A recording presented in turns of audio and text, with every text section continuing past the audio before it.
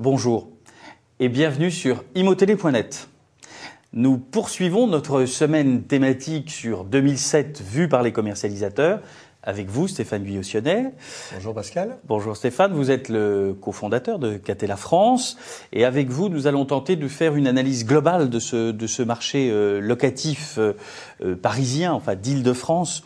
Et on peut peut-être commencer par un bilan rapide 2006 en quelques lignes, quelques mots. En quelques lignes, je crois que l'optimisme est de rigueur, qu'il n'y a pas de raison de ne pas se réjouir de l'année 2006 que nous avons rencontrée, avec des scores qui, dans tous les domaines, dépassent les prévisions, même ce qui n'a jamais pu être atteint, avec près de 3 millions de mètres carrés de transactions locatives, qui placent le marché parisien en première tête des marchés européens.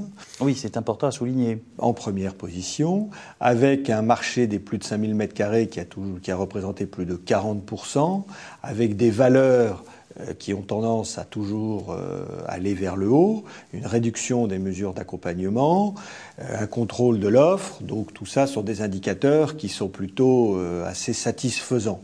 Relayé en plus par un marché de l'investissement particulièrement dynamique. On en parlera la semaine prochaine. Et qui, même s'il est en retrait encore de ce que peut faire la place anglaise, il n'en reste pas moins que tous ces indicateurs sont plutôt assez satisfaisants. Alors, vous connaissez les journalistes, ils ont toujours une tendance à voir éventuellement la noirceur des choses, ou en tout cas ce qui ne va pas.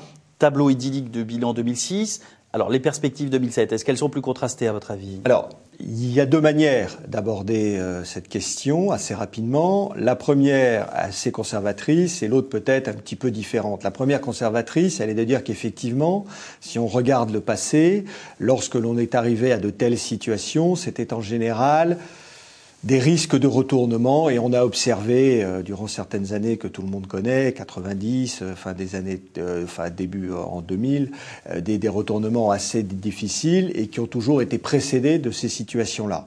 Ça, c'est la vision pessimiste. Est-ce qu'aujourd'hui on peut s'inscrire dans cette logique-là ?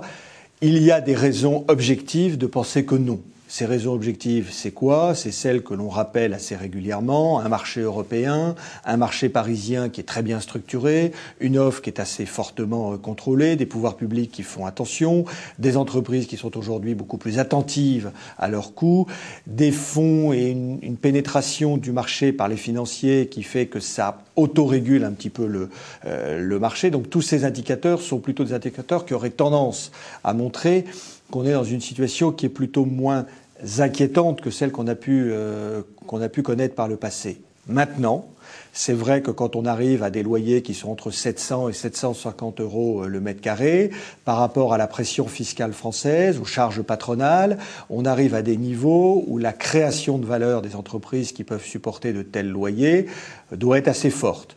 Donc il convient d'être quand même relativement attentif et d'être assez, prudent dans les mois qui vont venir pour ne pas se trouver dans des situations qui pourraient nous faire déraper, d'autant que nous arrivons à une période où la France va connaître une situation électorale importante, avec une succession d'échéances, et que on peut avoir un certain nombre de choses qui pourraient être amenées à avoir une influence. Si on prend l'exemple du régime sikh, par exemple, il est clair qu'il pourrait y avoir des évolutions liées à des changements de majorité. Eh bien, merci Stéphane Guyossionnet pour cet éclairage. Et moi, je vous donne rendez-vous pour d'autres séquences d'Imotélé toute cette semaine en demandant aux commercialisateurs comment ils voient l'année 2007.